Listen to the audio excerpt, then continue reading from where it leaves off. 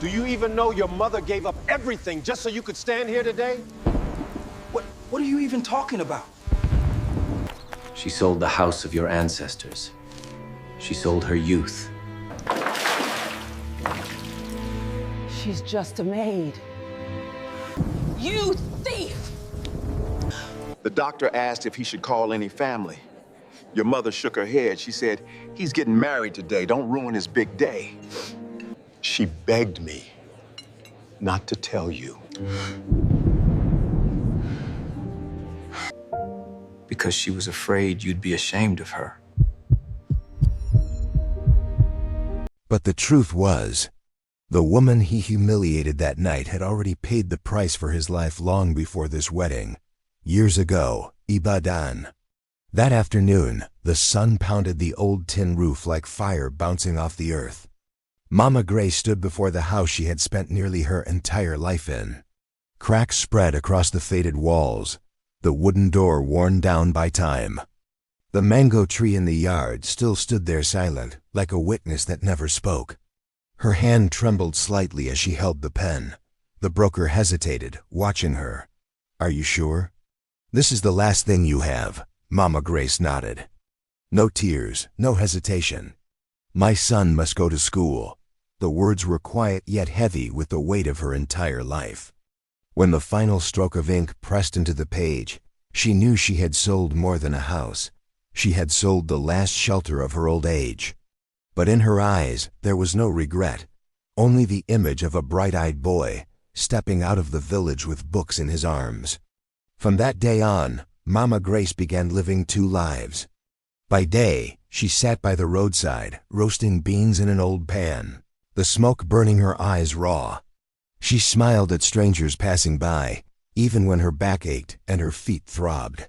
By night, when the city fell asleep, she put on her uniform, scrubbing floors and washing clothes in homes that never bothered to learn her name. Some nights, her hands cracked open and bled. Some mornings, she coughed so hard she could barely stand. But she never allowed herself to stop. Stopping meant her son's dream would fall one step behind. One night, in a cold kitchen, Mama Grace collapsed. The world spun. Her breath caught in broken gasps. The homeowner walked in, staring down at her with indifference. "You're just the help. Don't bother me." No one lifted her up. No one asked if she was okay. Mama Grace pushed her palms against the floor and rose on her own. Her head was pounding, her heart racing, but she reached again for the mop. Because in her mind, every extra hour meant a young man in a lecture hall, writing the future she could only dream of. She stood up for one reason only. Because every dollar she earned carried his name. Tund. One day, money went missing from the house. There was no screaming at first. No chaos. Only a heavy silence, the kind that tells you a verdict has already been made. Long before the accused even speaks. The lady of the house stood in the living room, her purse wide open. Her eyes scanned every face, then settled on Mama Grace, one beat too long. "Where's my money?" she asked. Mama Grace looked up confused. "Ma'am, I don't know. I was in the kitchen all morning, cleaning." No one replied. The master of the house stepped forward, voice cold and flat. No need to investigate. No need to ask questions. His finger pointed straight at Mama Grace. "It was you, thief." The word cracked through the room like a sentence. No one objected. No one doubted. Truth no longer mattered, as long as there was a poor person to blame. Mama Grace shook her head, hands trembling. "No, please. Not me, I swear to God." She dropped to her knees. Her bones struck the cold tile-sharp pain shooting up her legs. She pressed her palms together, tears spilling uncontrollably. "Please, sir." "Ma'am, I have never stolen from anyone. I have a son. I cannot bear such a shame." But her words vanished into the air. No one reached down. No one saw her as a human being. The lady's voice cut through her pleading. "Get out of my house." Right now, they dragged Mama Grace up. Her small cloth bag hit the floor, old clothes scattering everywhere. Her entire life, reduced to a few fading fabrics, No wages, no apology. No chance to defend herself. The door slammed shut behind her. Outside, the sky opened. Rain poured down cold and merciless, slapping the street like anger unleashed.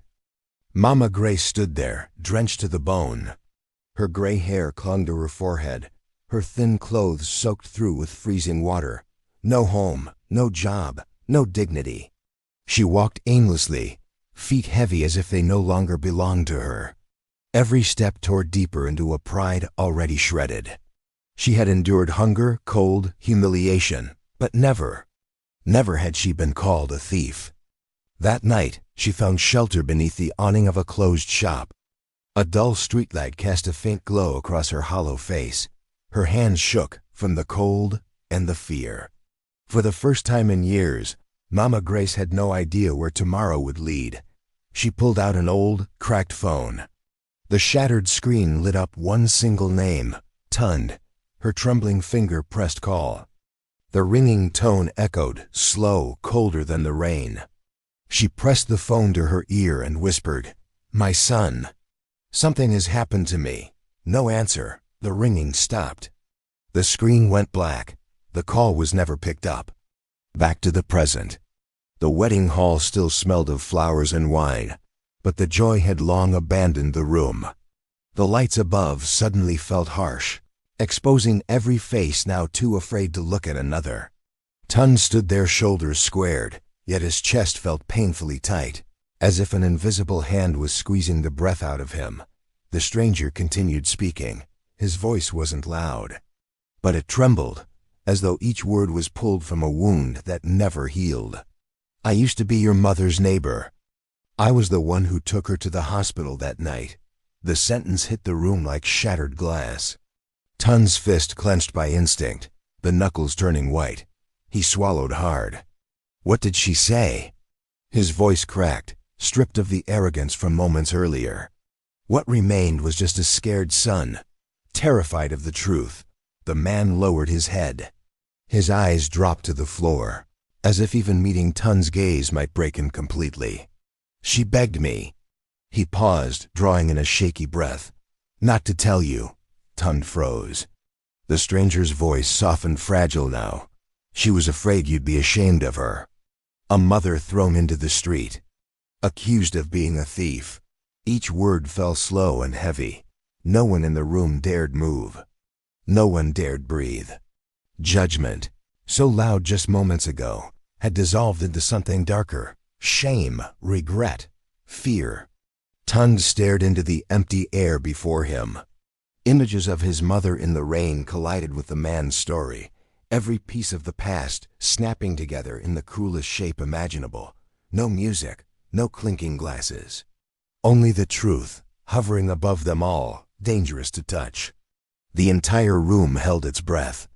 Silence, absolute and suffocating. Tun stepped back. No one touched him, yet it felt like he had just been shoved to the ground. Sweat gathered at the back of his neck, cold and sticky, sliding down beneath his collar. The air in the room suddenly grew thick, so heavy he had to open his mouth just to breathe, like someone running from a danger he couldn't name. The voices around him faded. Inside his head, memories returned.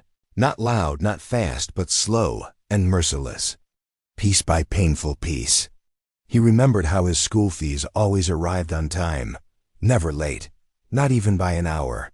When his friends complained about tuition increasing, he would quietly pay and walk away. He never once wondered how a woman who roasted beans could somehow make money appear so quickly. Back then, he called it luck. Now he wasn't so sure whether it was luck or sacrifice.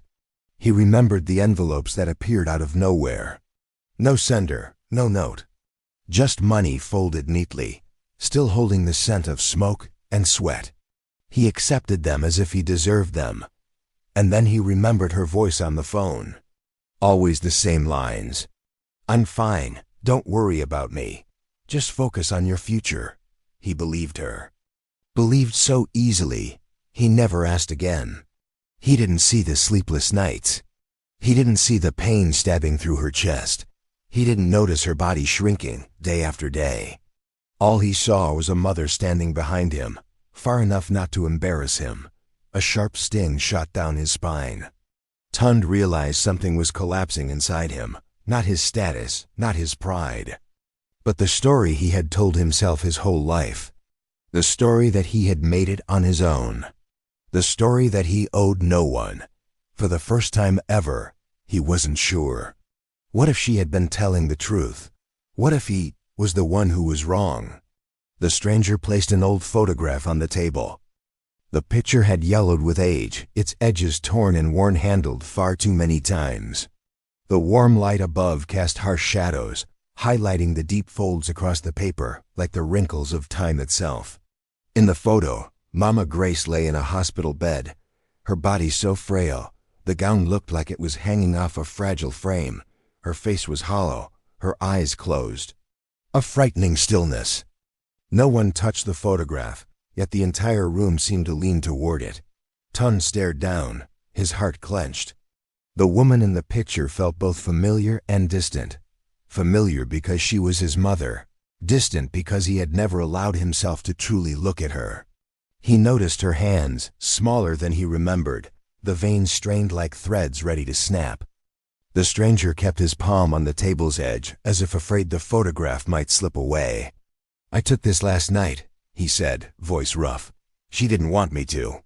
She turned away, saying, "You didn't need to see her like this." The room froze. Some looked away, some bowed their heads. Tund didn't move.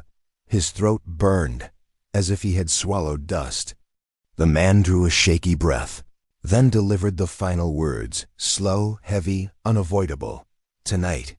"She's in the hospital." He paused, long enough for the truth to sink all the way in.